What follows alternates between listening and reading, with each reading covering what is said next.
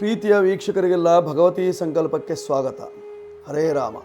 ಸೌವರ್ಣಾಂಬುಜ ಮಧ್ಯಗಾಂ ತ್ರಿನಯನಾಂ ಸೌದಾಮಿನಿ ಸನ್ನಿಭಾಂ ಶಂಖೋ ಚಕ್ರವರಾಭಯಾನಿ ದದತಿ ಮಿಂದೋಃ ಕಲಾಂ ಬಿಭ್ರತೀಂ ಗ್ರೈವೇಯಾಂಗದಹಾರ ಕುಂಡಲಧರಾಂ ಆಖಂಡಲಾದ್ಯೈ ಸ್ತುತಾಂ ಧ್ಯಾಯೇದ್ವಿಂಧ್ಯ ನಿವಾಸಿನೀಂ ಶಶಿಮುಖೀಂ ಪಾರ್ಶ್ವಸ್ಥ ಪಂಚಾನನಾಂ.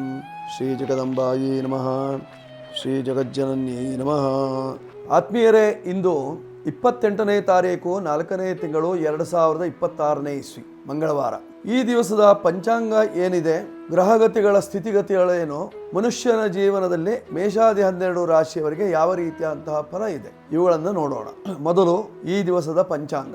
ಸ್ವಸ್ತಿ ಶ್ರೀ ವಿಜಯಾಭ್ಯುದಯ ನೃಪಶಾಲಿ ವಾಹನ ಗತಶಕ ವರ್ಷ 1948ನೇ ಮಂಗಳಕರ ಪರಾಭವ ನಾಮ ಸಂವತ್ಸರದ ಉತ್ತರಾಯಣ ವಸಂತ ಋತು ವೈಶಾಖ ಮಾಸದ ಶುಕ್ಲ ಪಕ್ಷದ ದ್ವಾದಶಿ ತಿಥಿ ಆಗಿರತಕ್ಕಂತಹದ್ದು. ವಾರ ಮಂಗಳವಾರವಾಗಿದೆ.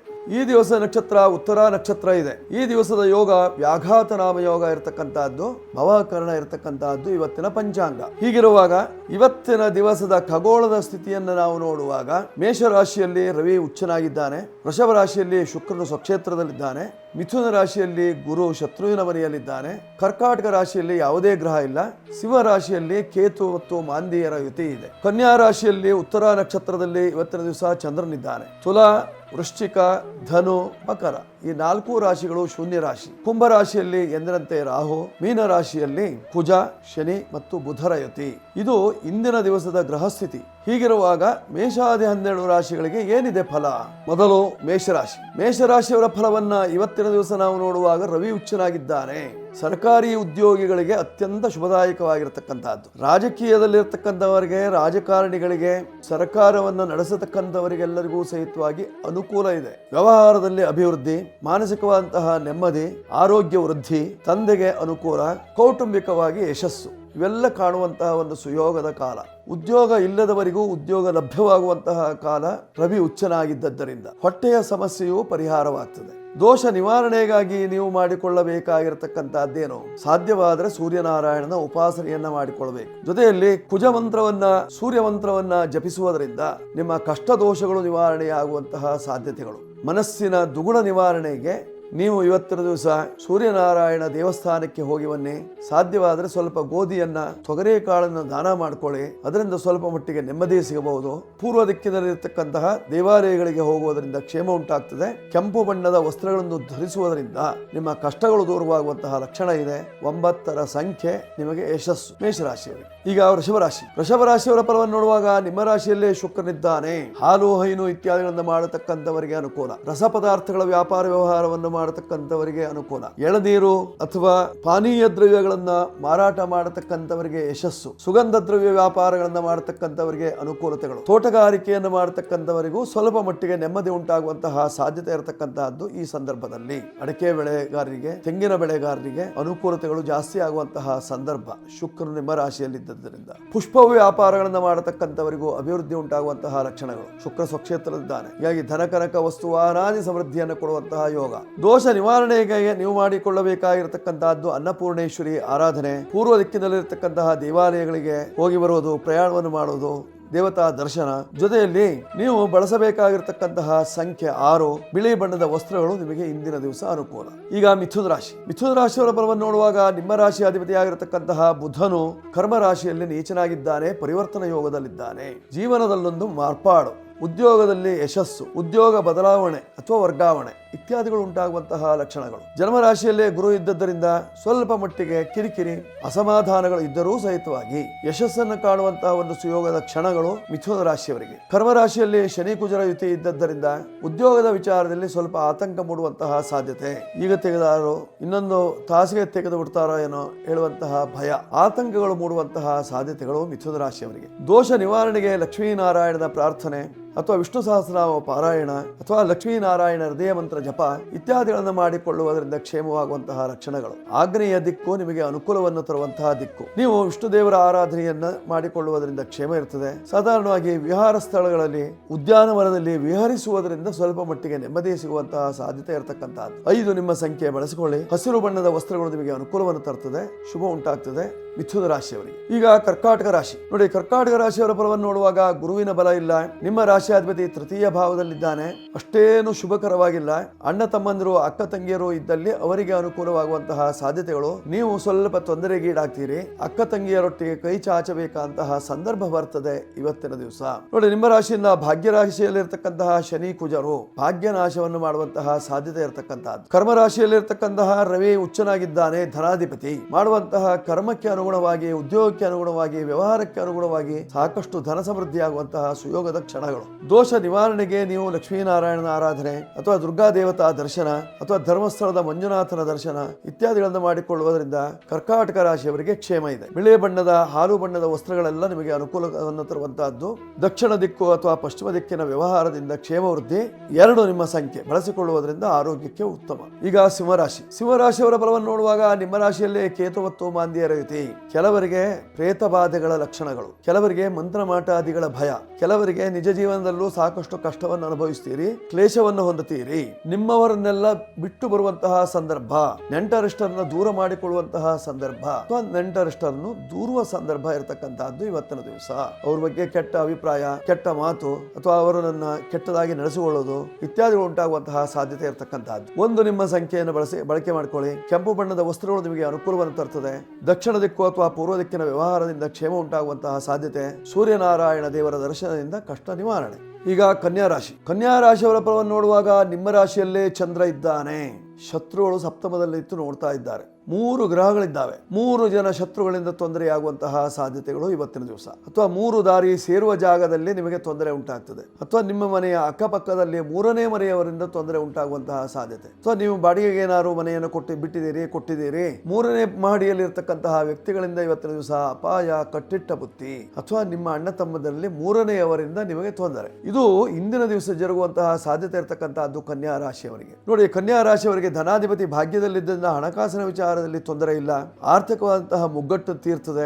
ಋಣಬಾಧೆ ನಿವಾರಣೆ ಆಗುವಂತಹ ಲಕ್ಷಣಗಳು.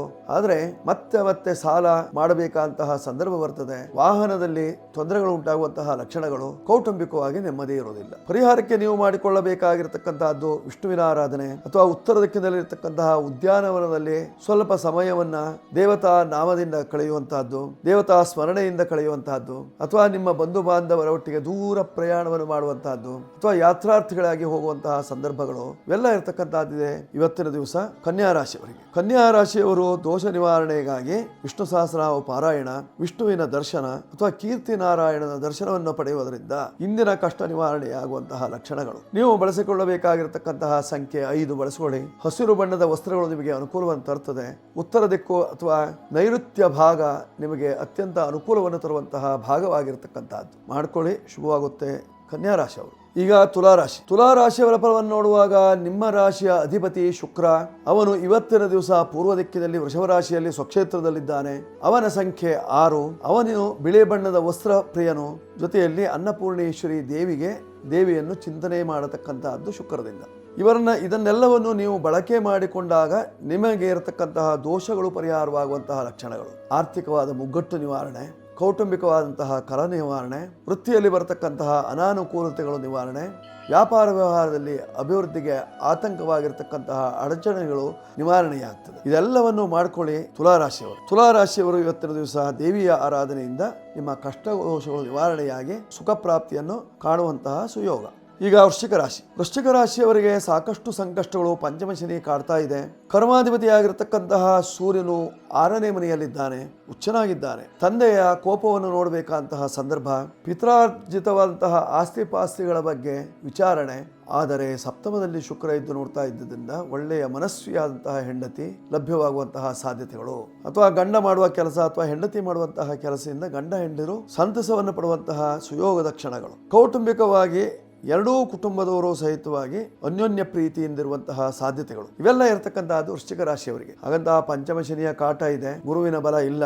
ಅದಕ್ಕೋಸ್ಕರವಾಗಿ ನೀವು ಮಾಡಿಕೊಳ್ಳಬೇಕಾಗಿರ್ತಕ್ಕಂತಹದ್ದು ನವಗ್ರಹ ಆರಾಧನೆ ಮಾಡ್ಕೊಳ್ಳಿ, ಶನಿ ದೇವರನ್ನ ತುಷ್ಟಿಪಡಿಸಿ ಕಷ್ಟ ನಿವಾರಣೆ ಆಗ್ತದೆ. 9ರ ಸಂಖ್ಯೆಯ ಬಳಕೆ, ಕೆಂಪು ಬಣ್ಣ, ಜೊತೆಯಲ್ಲಿ ಪಶ್ಚಿಮ ದಿಕ್ಕು ಅಥವಾ ಉತ್ತರ ದಿಕ್ಕು ನಿಮ್ಮ ವ್ಯವಹಾರಗಳಿಗೆ ಯೋಗ್ಯಕರವಾಗಿರತಕ್ಕಂಥದ್ದು. ಈಗ ಧನುರಾಶಿಯವರ ಫಲವನ್ನು ನೋಡುವಾಗ ಸಪ್ತಮದಲ್ಲಿ ಗುರು ನಿಂತು ನೋಡ್ತಾ ಇದ್ದಾನೆ, ಪಂಚಮದಲ್ಲಿ ರವಿ ಇದ್ದಾನೆ. ತಂದೆಯಿಂದ ಮಕ್ಕಳಿಗೆ ಲಾಭ, ಪಿತ್ರಾರ್ಜಿತ ಆಸ್ತಿಯಲ್ಲಿ ಪಾಲುದಾರಿಕೆ, ಕೌಟುಂಬಿಕ ನೆಮ್ಮದಿ, ಋಣಬಾಧ ನಿವೃತ್ತಿ, ವೃತ್ತಿಯಲ್ಲಿ ಅನುಕೂಲ, ಮನೆಯಲ್ಲಿ ದಂಪತಿಗಳಲ್ಲಿ ಸಾಮರಸ್ಯ ಇತ್ಯಾದಿಗಳು ಉಂಟಾಗುವಂತಹ ಸಾಧ್ಯತೆ ಇರತಕ್ಕಂತಹದ್ದು ಇವತ್ತಿನ ದಿವಸ. ದೂರ ದೇಶದಲ್ಲಿರ್ತಕ್ಕಂತಹ ಮಕ್ಕಳಿಂದ ಸುವಾರ್ತೆ. ಪರಿಹಾರಕ್ಕೆ ನಿಮಗೆ ಬೇಕಾಗಿರತಕ್ಕಂತಹದ್ದು ಹಳದಿ ಬಣ್ಣದ ವಸ್ತ್ರ, ಗುರು ರಾಯರ ಸೇವೆ, 3ರ ಸಂಖ್ಯೆಯ ಬಳಕೆ, ವಾಯುವ್ಯ ಭಾಗದಲ್ಲಿ ನಿಮ್ಮ ಪ್ರಯಾಣ, ಇವೆಲ್ಲವೂ ನಿಮಗೆ ಇವತ್ತಿನ ದಿವಸ ಅನುಕೂಲಕರವಾಗಿದೆ. ಈಗ ಮಕರ ರಾಶಿಯವರ ಫಲವನ್ನು ನೋಡುವಾಗ ನಿಮ್ಮ ರಾಶಿಯ ಅಧಿಪತಿಯಾಗಿರತಕ್ಕಂತಹ ಶನಿ ಮಹಾತ್ಮನು ತೃತೀಯ ಭಾವದಲ್ಲಿ, ಅಣ್ಣ ತಮ್ಮಂದಿರಲ್ಲಿ ಮನಸ್ತಾಪಗಳು, ವ್ಯವಹಾರಗಳು ಸರಿಯಾಗಿ ನಡೆಯದೆ ತೊಂದರೆಗೀಡಾಗ್ತೀರಿ, ಆರ್ಥಿಕವಾದಂತಹ ಮುಗ್ಗಟ್ಟನ್ನು ಅನುಭವಿಸ್ತೀರಿ, ವ್ಯವಹಾರದಲ್ಲಿ ತೊಡಕನ್ನು ಕಾಣುವಂತಹ ಸಾಧ್ಯತೆ, ವ್ಯಾವಹಾರಿಕ ಕ್ಷೇತ್ರದಲ್ಲಿ ಹಲವು ರೀತಿಯಂತಹ ಸಮಸ್ಯೆಗಳನ್ನು ಎದುರಿಸಬೇಕಾಗ್ತದೆ. ಕೋರ್ಟ್ ಕಚೇರಿ ವ್ಯವಹಾರದಲ್ಲೂ ಹಿನ್ನಡೆ ಉಂಟಾಗುವಂತಹ ಸಾಧ್ಯತೆ, ಜೊತೆಯಲ್ಲಿ ಬಂಧು ಬಾಂಧವರ ವಿರೋಧ ಇದಿರತಕ್ಕಂತಹದ್ದು ಮಕರ ರಾಶಿಯವರಿಗೆ. ಮಕರ ರಾಶಿಯವರು ಕಪ್ಪು ಬಣ್ಣ ಮತ್ತು ನೀಲ ವಸ್ತ್ರ ನಿಮಗೆ ಹಿತಕರವಾಗಿರತಕ್ಕಂತಹದ್ದು. ಪೂರ್ವ ದಿಕ್ಕಿನ ವ್ಯವಹಾರದಿಂದ ಉತ್ತರ ದಿಕ್ಕಿನ ವ್ಯವಹಾರದಿಂದ ಕ್ಷೇಮ ಉಂಟಾಗ್ತದೆ. ಜೊತೆಯಲ್ಲಿ ಮಂಜುನಾಥನ ಪ್ರಾರ್ಥನೆಯಿಂದ ನಿಮ್ಮ ಕಷ್ಟಗಳು ದೂರವಾಗ್ತದೆ. 8 ನಿಮ್ಮ ಸಂಖ್ಯೆ, ಬಳಸಿಕೊಳ್ಳಿ, ಶುಭವಾಗುತ್ತೆ. ಈಗ ಕುಂಭರಾಶಿಯವರ ಫಲವನ್ನು ನೋಡುವಾಗ ಧನಸ್ಥಾನದಲ್ಲಿ ಶನಿ ಮಹಾತ್ಮ ಕುಜನ ಒಟ್ಟಿಗಿದ್ದಾನೆ. ಹಣಕಾಸಿನ ವಿಚಾರದಲ್ಲಿ ಪದೇ ಪದೇ ಜಗಳ, ಪದೇ ಪದೇ ಮನಸ್ತಾಪಗಳು, ಹಣಕಾಸಿನ ಮುಗ್ಗಟ್ಟು ಇತ್ಯಾದಿಗಳು ಉಂಟಾಗುವಂತಹ ಸಾಧ್ಯತೆ ಇರತಕ್ಕಂತಹದ್ದು. ಬೇರೆಯವರನ್ನ ನಂಬಿ ಮನೆ ಕಟ್ಟಿರ್ತೀರಿ, ಸಾಲ ತೀರಿಸಲಿಕ್ಕೆ ಆಗೋದಿಲ್ಲ. ವ್ಯವಹಾರ ಕ್ಷೇತ್ರದಲ್ಲಿ ಹಲವಾರು ಸಮಸ್ಯೆಗಳು, ಅಡಚಣೆಗಳು, ಜೊತೆಯಲ್ಲಿ ಕೆಟ್ಟ ಮಾತನ್ನ ಕೇಳಬೇಕಾದಂತಹ ಸಂದರ್ಭ ಕುಂಭರಾಶಿಯವರಿಗೆ. ಪಂಚಮದಲ್ಲಿ ಗುರುವಿನ ಪೂರ್ಣವಾದಂತಹ ದೃಷ್ಟಿ ಇದ್ದರೂ ಸಹಿತವಾಗಿ 7.5 ದೋಷದಿಂದ ಇಷ್ಟೆಲ್ಲ ಸಮಸ್ಯೆಯನ್ನು ಎದುರಿಸಬೇಕಾದಂತಹ ಸಂದರ್ಭ ಉಂಟಾಗ್ತದೆ ಕುಂಭರಾಶಿಯವರಿಗೆ. ಕುಂಭರಾಶಿಯವರು ದೋಷ ನಿವಾರಣೆಗಾಗಿ ಕಪ್ಪು ಎಳ್ಳನ್ನು ದಾನ ಮಾಡಿ, ಬಿಳಿ ಎಳ್ಳನ್ನು ಉಪಯೋಗಿಸಿಕೊಳ್ಳಿ. ಜೊತೆಯಲ್ಲಿ ಶನೇಶ್ವರ ದೇವರಿಗೆ ತಿಲತೈಲದಿಂದ ಅಭಿಷೇಕವನ್ನು ಮಾಡಿ, ಅದರಿಂದ ನಿಮ್ಮ ಕಷ್ಟ ನಿವಾರಣೆಯಾಗ್ತದೆ. 8 ನಿಮ್ಮ ಸಂಖ್ಯೆಯನ್ನು ಬಳಸಿಕೊಳ್ಳಿ. ಕಪ್ಪು ಬಿಳಿ ಬಣ್ಣಗಳು ನಿಮಗೆ ಅನುಕೂಲವನ್ನು ತರ್ತದೆ. ಉತ್ತರ ದಿಕ್ಕಿನ ವ್ಯವಹಾರದಿಂದ ಕ್ಷೇಮ ವೃದ್ಧಿ. ಈಗ ಮೀನರಾಶಿಯವರ ಫಲವನ್ನು ನೋಡುವಾಗ ನಿಮ್ಮ ರಾಶಿಯಲ್ಲೇ 3 ಗ್ರಹಗಳು, ಕುಜ, ಶನಿ ಮತ್ತು ಬುಧರ ಯುತಿ. ಕುಜ ಶನಿಯ ಒಟ್ಟಿಗೆ ಸೇರಿದ ಬುಧನೂ ಪಾಪಿ ಆಗ್ತಾನೆ, ನೀಚ ಸ್ಥಾನದಲ್ಲಿದ್ದಾನೆ. ಹೀಗಾಗಿ ನೀಚ ಜನರಿಂದ ತೊಂದರೆ ಉಂಟಾಗುವಂತಹ ಲಕ್ಷಣಗಳು. ಕೆಲವರಿಗೆ ಅಗ್ನಿ ಸಂಬಂಧವಾದಂತಹ ತೊಂದರೆ, ಕೈ ಸುಟ್ಕೊಳ್ತೀರಿ, ಕಾಲು ಸುಟ್ಕೊಳ್ತೀರಿ, ಅಥವಾ ಬಿಸಿ ನೀರಿನ ಮೈ ಮೇಲೆ ಹಾಕೊಳ್ತೀರಿ. ಚಹಾ ಕುಡಿಯುವಾಗ ನಾಲಿಗೆ ಸುಟ್ಟು ಹೋಗ್ತದೆ, ಅಂಗಾಲು ಉರಿ ಅಥವಾ ಗಾಜಿನ ಚೂರು ನಿಮ್ಮ ಅಂಗಾಲಿಗೆ ಇತ್ಯಾದಿಗಳು ಉಂಟಾಗುವಂತಹ ಸಾಧ್ಯತೆಗಳು ಸಾಕಷ್ಟು. ಕೆಲವರಿಗಂತೂ ಆಪರೇಷನ್. ನೋಡಿ, ನಿಮ್ಮ ರಾಶಿಯಲ್ಲೇ ಶನಿ ಮಹಾತ್ಮನು ಇದ್ದದ್ರಿಂದ ಜಲ್ಲಿ, ಕಲ್ಲು, ಮಣ್ಣು ಇತ್ಯಾದಿ ವ್ಯಾಪಾರ ವ್ಯವಹಾರವನ್ನು ಮಾಡತಕ್ಕಂಥವರಿಗೆ, ಹಾರ್ಡ್ವೇರ್ ವ್ಯಾಪಾರವನ್ನು ಮಾಡತಕ್ಕಂಥವರಿಗೆ ಅಲ್ಪ ಮಟ್ಟಿಗೆ ಲಾಭ ಉಂಟಾಗುವಂತಹ ಸಾಧ್ಯತೆಗಳು. ಸ್ವಲ್ಪ ಅಲ್ಲ, ಅಲ್ಪ ಮಟ್ಟಿಗೆ. ಕಷ್ಟ ಬಹಳ ಇದೆ, 7.5 ನಡೀತಾ ಇದೆ. ನಿಮ್ಮ ಜನ್ಮರಾಶಿಯಲ್ಲೇ ಶನಿ ಮಹಾತ್ಮ ಇದ್ದಾನೆ.